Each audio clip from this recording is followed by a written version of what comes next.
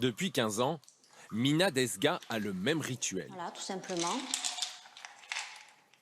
Donc 6 par jour, c'est déjà pas mal. Ces petites pilules, c'est de la spiruline, un produit qui, selon elle, lui garantit une foulée dynamique. Cette sportive chevronnée ne peut plus s'en passer. C'est quelque chose qui booste, qui aide vraiment à la pratique sportive, même en tant qu'amateur, et dans la vie de tous les jours. Consommée sous forme de paillettes ou comprimés, la spiruline, une microalgue riche en protéines et vitamines, aux vertus antioxydantes et nutritionnelles, encore un peu confidentielles. Spiruline. Vous savez pas? C'est une algue, je crois, c'est ça?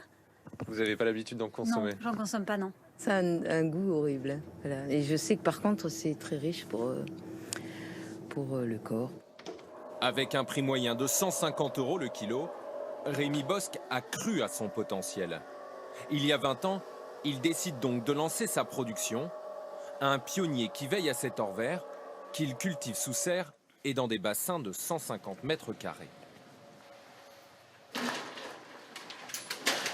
Alors là, c'est dans la première serre de culture qu'on a montée en 2002-2003. Son exploitation s'étend désormais sur près de 5000 mètres carrés. Il produit chaque année 4 tonnes de spiruline. Chiffre d'affaires 300 000 €, un succès concurrencé par une spiruline importée au prix bien moins élevé. Nous, on est à peu près dans les 80-90 € le kilo de production en France. La spiruline chinoise, vous pouvez l'avoir à 8, 9, 10 € le kilo. Prix français, pas acheté en Chine, hein. C'est-à-dire en France, 8, 10 € le kilo. Mais cette concurrence ne décourage pas de nombreux producteurs qui croient à l'avenir du produit. À Saint-Christol dans l'Hérault, la ferme aquacole de Thomas Level.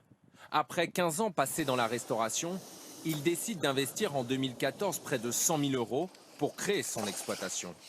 Son chiffre d'affaires ne lui permet pas aujourd'hui de se verser un salaire. Alors pour se développer, il espère s'associer à d'autres petits producteurs sous un même label.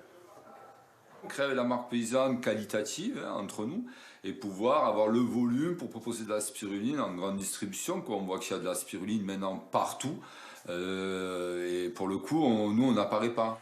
Selon la Fédération des spiruliniers, l'essor de ce super aliment ne fait que commencer. À ce jour, la filière française produit 60 des 150 tonnes consommées dans l'Hexagone.